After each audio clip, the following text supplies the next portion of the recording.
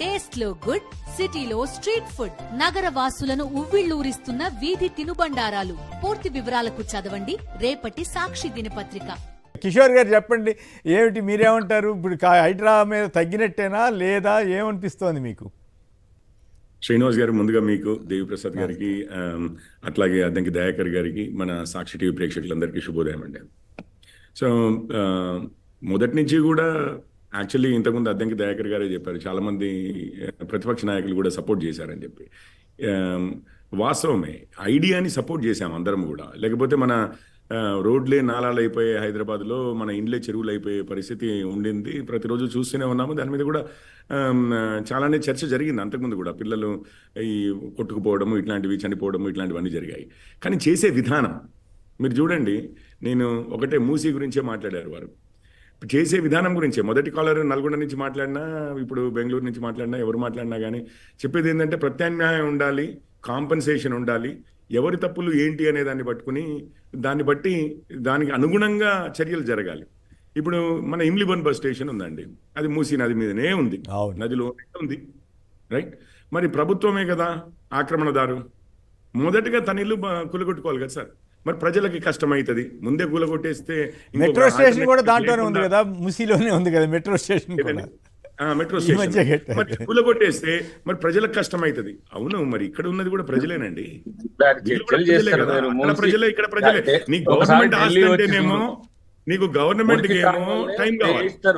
అది సమస్య కానీ పిల్లర్ ఏడ ఉంటది, స్టేషన్ నదిలో లేదు, చూస్తే తెలుస్తుంది. మీరు కొంచెం అర్థవంతమైన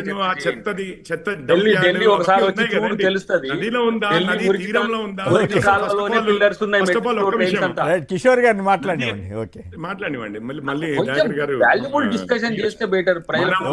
మనం హుస్సేన్ సాగర్ లేక్ తీసుకున్నా, అక్కడ గవర్నమెంట్ కన్స్ట్రక్షన్స్ ఏమున్నాయి, రోడ్లు ఏమున్నాయి అందరికీ తెలిసిందే. మూసీ గత 10 సంవత్సరాలు అన్నారు. నేను 3వ తరగతిలో మూడో తరగతి నుంచి హైదరాబాద్లో చదువుకోవడానికి వచ్చానండి. మాది నల్గొండ నుంచి. మేము వచ్చేటప్పుడు ఆ మలక్పేట్ ఏరియా నుంచి మూసీ బ్రిడ్జ్ దాటి యువతలకి రావాల్సిందే. నేను చదువుకుంది కూడా తిలక్ నగర్లోనే. ఇది 40 ఏళ్ల క్రితం విషయం మాట్లాడుతున్నాను. అప్పటి నుంచి కూడా మీకు బట్టలు ఉతికే రోజుల్లో నుంచి మాట్లాడుతున్నాను. మూసీ ఈ రోజు అండి మూసుకుపోయింది, ఆక్రమణకు గురైంది. అప్పటి నుంచి ప్రతి సంవత్సరం ఈ రోజు చూస్తే మూసీ ఇంత సన్నగా అయిపోయింది చాలా ప్లేసెస్లో. కానీ ఆక్రమణకి ఎప్పటి నుంచో గురైంది. అది కాంగ్రెస్ ప్రభుత్వంలోనూ అయింది. అప్పుడు ఓన్లీ కాంగ్రెస్ ప్రభుత్వాలు ఉండేవి. ఈవెన్ టీడీపీ రాకముందు విషయం మాట్లాడుతున్నాను నేను. అప్పుడు ఓన్లీ కాంగ్రెస్ ప్రభుత్వాలు ఉండేవి. దాని తర్వాత టీడీపీ వారు వచ్చారు, దాని తర్వాత బీఆర్ఎస్ వారు వచ్చారు, మళ్ళీ ఇప్పుడు కాంగ్రెస్ వారే వచ్చారు. వారి హయాంలోనే ఎన్నో, ఇప్పుడు ఈ హైడ్రా గులగొడుతున్న విషయాల్లో కూడా వారి హయాంలోనే పర్మిషన్లు ఇచ్చి, ఆక్యుపెన్సీ సర్టిఫికేట్లు ఇచ్చి, రిజిస్ట్రేషన్లు చేసి, ప్రతి సంవత్సరం ప్రాపర్టీ ట్యాక్స్ కడుతున్న ఆస్తులని ఓవర్ నైట్ వచ్చేసి సామాన్లు కూడా తీసుకునియకుండా కూలగొడతామంటున్నారు. అసలు ప్రభుత్వం చేసిన తప్పిదము. నేను ఇప్పుడు రాజముద్ర చూశానండి, ఎవరో బిల్డర్ కట్టారు, అన్ని సర్టిఫికేట్లు ఉన్నాయి, రాజముద్ర వేసి మరీ ఉన్నాయి. గవర్నమెంట్ నమ్మాను, ఒక ఫ్లాట్ కొనుక్కున్నాను, దానికి లోను వచ్చింది. ఇప్పుడు పరిస్థితి ఏంటి? లేకపోతే నేను ఫ్లాట్ కొనుక్కున్నాను, 4 సంవత్సరాల తర్వాత ఇంకొకటికి అమ్ముకున్నాను, 20-30 ఏళ్ల సంగతి మాట్లాడుతున్నాను, ఇంకొకటికి అమ్ముకున్నాను, వాడి చేతిలో ఇప్పుడు ఉన్నాయి. వాడేంది ప్రభుత్వ కాగితాలను బట్టి ప్రభుత్వం మీద నమ్మకంతో కొనుక్కున్నాడు. బ్యాంకులు కూడా లోన్లు ఎట్లా ఇస్తాయి? నా పేరో మీ పేరో చూసి ఇవ్వరు కదా. ప్రభుత్వ సర్టిఫికేట్లు ఉన్నాయా లేదా, అన్ని లెక్క ప్రకారం ఉన్నాయా లేదా, ఇవి ఫేక్ సర్టిఫికేట్లా, పోయి గవర్నమెంట్లో వెళ్ళి వెరిఫై చేసుకుంటే అన్ని నిజమైన సర్టిఫికేట్లే మేమిచ్చినాయే. దీని వెనకాల ప్రభుత్వపు సీల్ ఉంది, రాజముద్ర ఉంది అని చెప్పినవి. అవి తీసుకుని మరి ఇప్పుడు ప్రభుత్వాన్ని నమ్మి ప్రజలు కొనుక్కుంటే, ప్రభుత్వానికి ఇది రేవంత్ రెడ్డి గారి ప్రభుత్వమా, మళ్ళీ జనార్దన్ రెడ్డి గారి ప్రభుత్వమా, కోట్ల విజయభాస్కర్ రెడ్డి గారి ప్రభుత్వమా, చెన్నారెడ్డి గారి ప్రభుత్వమా, లేకపోతే కేసీఆర్ గారి ప్రభుత్వమా, ఎన్టీఆర్ గారి ప్రభుత్వమా, చంద్రబాబు నాయుడు గారి ప్రభుత్వమా, ఇవన్నీ పట్టవండి. కిరణ్ కుమార్ రెడ్డి గారిదా ఇదంతా రోషయ్య అని చెప్పి, రాజశేఖర్ రెడ్డి అని. వాళ్ళకేంటి ప్రభుత్వం, తెలంగాణ సీల్ కానీ, ఆంధ్ర సీల్ కానీ, ఆంధ్రప్రదేశ్ ఉమ్మడి రాష్ట్రపు సీల్ కానీ, ఆ సీల్ని బట్టి మిగిలిన వాళ్ళందరూ నడుస్తారు.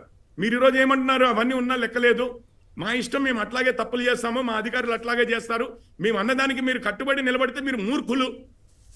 మీరు ప్రభుత్వాన్ని నమ్మితే దేని గురించి మాట్లాడుతున్నారు? అసలు చట్టంలో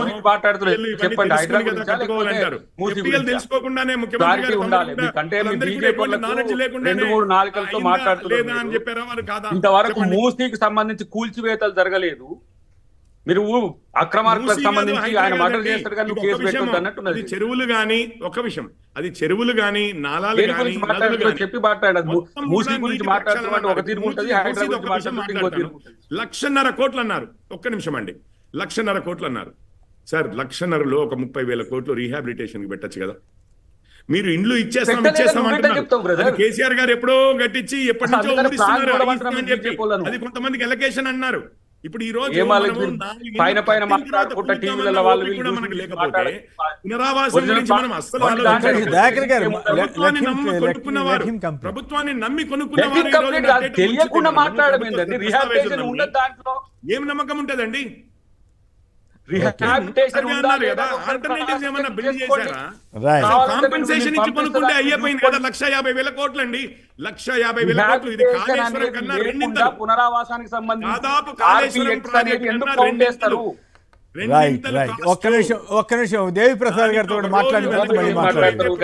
సార్, ఇది సోషల్ మీడియాలో మాట్లాడేది కాదు, debate లో మాట్లాడేది చెరువులో కొంచెం మాత్రం సోల్తో మాట్లాడాలి. రైట్ రిహాబిలిటేషన్ లేదని ఎవరు చెప్పారు? ఇక్కడ మా మీరు ఇంటి దగ్గర దుర్గం చెరువులో రైట్ రైట్ మీరు త్రాగండి దయచేసి. రైట్ మీరు త్రాగండి. పవన్ గారు హైదరాబాద్ నుంచి. పవన్ గారు ఏం నమస్కారం. పెద్దలు మాట్లాడడం కాదండి, నేను సంక్షిప్తంగా అదే ఒక్క చెప్తున్నా. నిమిషం దయాకర్ గారు, దేవి ప్రసాద్ గారు కూడా మాట్లాడిన తర్వాత మళ్ళీ ప్రజా మాట్లాడదాం. రాగాలంటే మాట్లాడకండి, తప్పుడు మాట్లాడితే అప్పుడు నేను మాట్లాడినా ఆపాలి. ఎందుకంటే okay okay right rehabilitation right లేదని ఎవరు ఓకే చెప్పిండండి? Okay okay